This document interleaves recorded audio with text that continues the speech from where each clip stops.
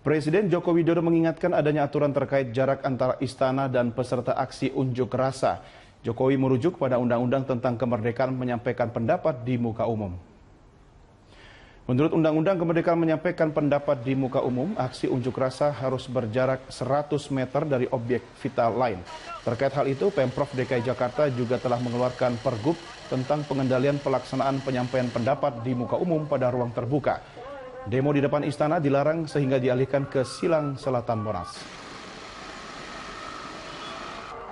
Menghentikan kekerasan dan kriminalisasi terhadap kebebasan berekspresi dan demonstrasi damai. Tapi saya juga mengingatkan, demonstrasi itu juga ada aturannya. Ada aturannya.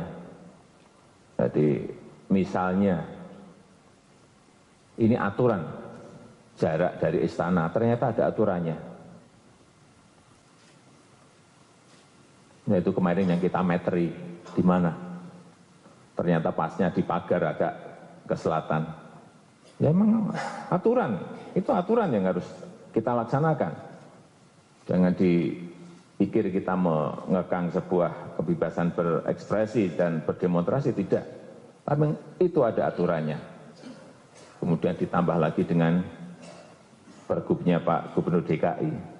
Ya, itu pun juga mengacu pada undang-undang di atasnya. Sementara itu, pemirsa, kami memiliki informasi mengenai Presiden Joko Widodo yang meninjau proses bongkar muat ratusan sapi lokal asal Nusa Tenggara Timur di Tanjung Priok, Jakarta Utara sore ini. Pengadaan ratusan sapi lokal ini dilakukan untuk memenuhi kebutuhan daging sapi di Jakarta dan sekitarnya menjelang Hari Raya. Disembelih harganya akan jatuh per kilo kira-kira 37 antara 35 sampai 37 ribu. Kalau sudah disembelih nanti jadi daging, biasanya itu rendemen ya, namanya rendemen itu kali 2. Nah, rata-ratanya berarti kurang lebih 70, antara 72 sampai 76.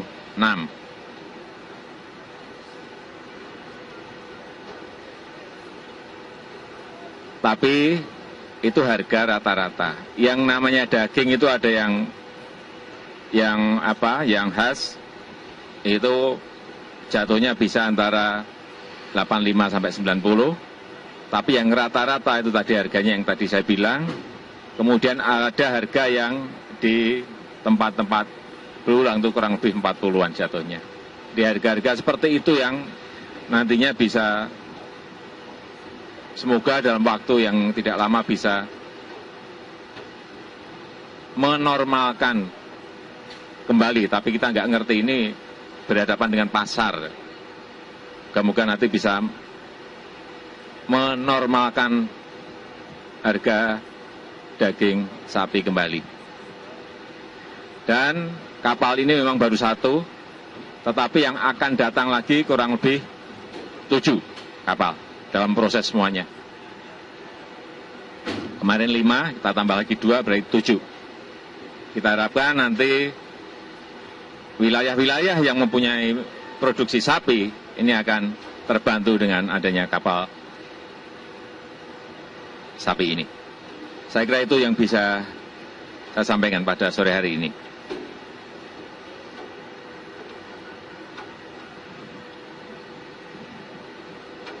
Terima kasih. Assalamualaikum warahmatullahi wabarakatuh.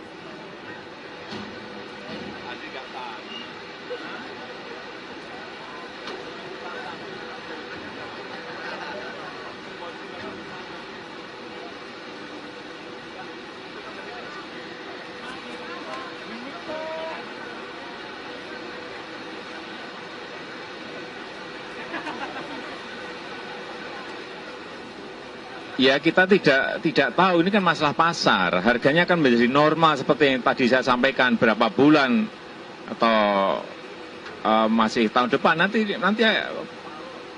mekanisme pasar yang akan mempengaruhi. Jadi jangan jangan bertanya itu. Ini mekanisme pasar, demand dan supply. Saya kira kalau ada supply dengan harga itu, kita harapkan juga harga menjadi normal. Hah? Apanya?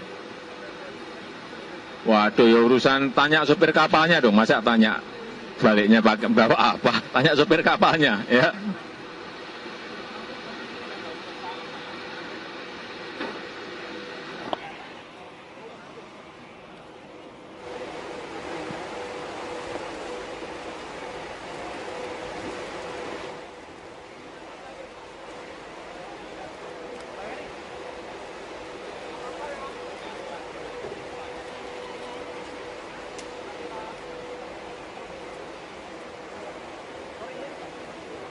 Pernyataan dari Presiden Joko Widodo yang saat ini berada di Tanjung Priok, beliau menegaskan bahwa akan memberdayakan begitu wilayah-wilayah dengan potensi produksi sapi untuk tentunya menjaga jumlah atau stok sapi, di mana sesaat lagi kita juga akan merayakan beberapa hari raya, begitu di juga tahun baru, di mana permintaan sapi akan semakin meningkat, dan hal ini dilakukan untuk memberdayakan sapi-sapi lokal supaya harga sapi di dalam negeri menjadi stabil, begitu. Dan kami nanti akan hadirkan informasi terkini mengenai apa lagi agenda dari Presiden Joko Widodo terkait kehadirannya di Tanjung Priok, Jakarta.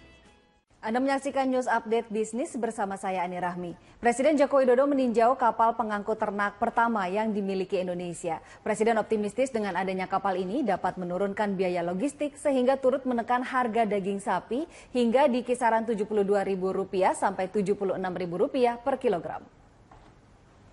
Kapal KM Camara Nusantara I berlabuh perdana di Tanjung Priok setelah berlayar dari daerah produsen ternak di NTT. Kapal ini membawa 350 ekor sapi untuk memasok kebutuhan daging sapi di Jakarta. Presiden Joko Widodo menilai ini merupakan salah satu bentuk pemanfaatan tol laut dan nantinya pemerintah berencana menambah 7 kapal serupa yang akan mengangkut sapi dari daerah produsen ke wilayah yang membutuhkan stok sapi tambahan.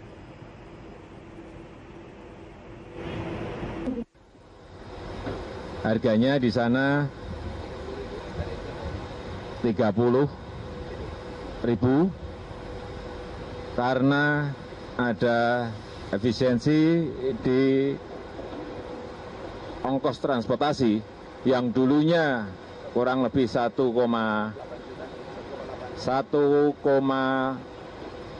sampai 1,8 kurang lebih. Sekarang menjadi kurang lebih 320.000. Ini yang sering kita bilang tolak-tolak ya sebetulnya ini. Nanti semua harga akan menjadi seperti ini. Kembali lagi di White Shot, pemirsa, kemampuan sebuah negara dalam menjaga wilayahnya salah satunya didukung oleh kekuatan alutsista udara yang dimilikinya. Ingin tahu seperti apa 5 pesawat militer tercanggih di dunia? Saksikan dalam White Shot Top 5 berikut ini.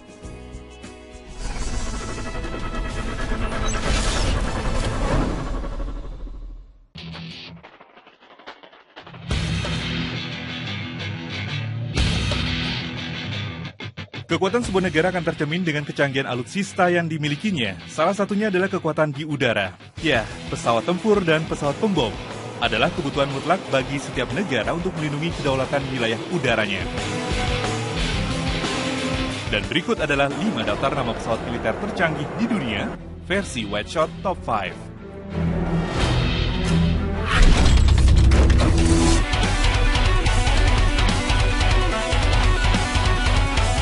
Di peringkat kelima diduduki oleh pesawat bermesin ganda yaitu FA-18 Super Hornet. Super Hornet memiliki senapan 20 mm internal dan dapat membawa rudal udara ke udara, serta dilengkapi senjata udara ke permukaan. Boeing FA-18 Super Hornet adalah pesawat tempur sekaligus penyerbu yang memperkuat Kesatuan Angkatan Laut Amerika Serikat. Super Hornet sendiri mulai dikembangkan pada tahun 1992 dan pertama kali terbang pada tahun 1995. Serta mulai dioperasikan pada tahun 1999. Beberapa variannya saat ini adalah FA-18E kursi tunggal dan FA-18F untuk kursi ganda. Versi ini sendiri untuk menggantikan pesawat FA-18 dan F-14 Tomcat.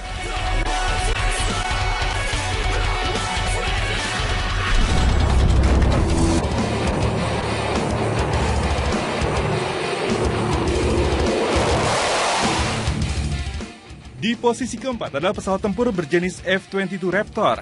Ini adalah sebuah pesawat tempur siluman buatan Amerika Serikat. Pesawat ini awalnya direncanakan untuk dijadikan pesawat tempur superioritas udara, serta digunakan untuk menghadapi pesawat tempur Uni Soviet. Pesawat ini juga dilengkapi peralatan untuk serangan darat, peperangan elektronik, dan sinyal intelijen. Lockheed Martin Aeronautics adalah kontraktor utama yang bertanggung jawab memproduksi sebagian besar badan pesawat, persenjataan, dan perakitan F-22.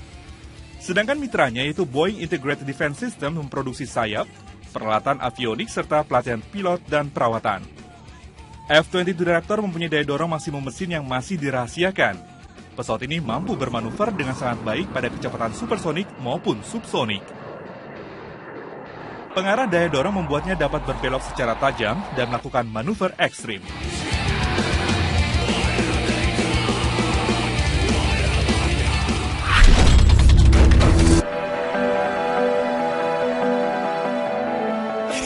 Di nomor 3 ada F-35 Lightning II.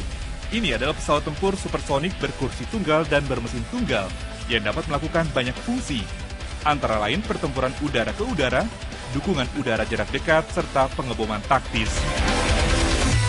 Pengembangan pesawat ini dibiayai oleh beberapa negara yaitu Amerika Serikat, Britania Raya, dan beberapa negara lainnya. F-35 Lightning II ini merupakan pesawat mata-mata di angkasa. Kemampuannya mengumpulkan informasi dari angkasa luar, membuat F-35 Lightning II juga dijuluki sebagai pesawat mata-mata di angkasa. Peringkat kedua ditempati pesawat militer berteknologi stealth yang khusus digunakan untuk melakukan pengeboman. Ya, inilah pesawat B-2 Spirit yang menggunakan bahan termoplastik. Pesawat yang dipakai oleh Angkatan Perang Udara Amerika Serikat ini pertama kali diperkenalkan kepada publik tahun 1988 dan terbang perdana pada tahun 17 Juli 1989.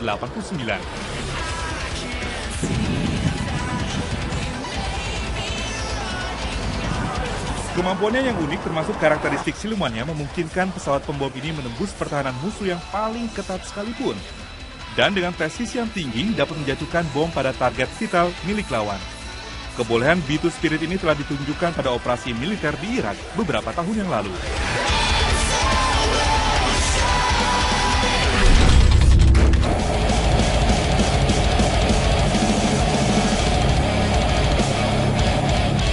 Nah, siapakah posisi pertama?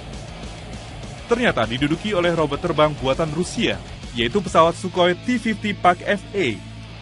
Jet tempur generasi kelima yang dikembangkan oleh Sukhoi OKB untuk Angkatan Udara Rusia.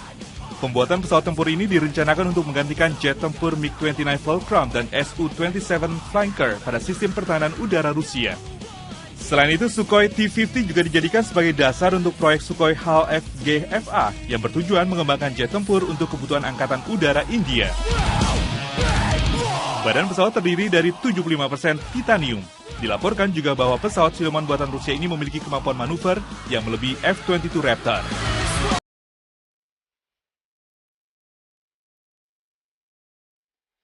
Pesawat Sukhoi Tu-50 sengaja dirancang untuk menandingi jet tempur siluman F-22 Raptor dan F-35 Lightning II milik Amerika Serikat. Pesawat yang terbang perdana pada tanggal 29 Januari 2010 ini dilaporkan memiliki kemampuan manuver ekstrim yang melebihi F-22 Raptor.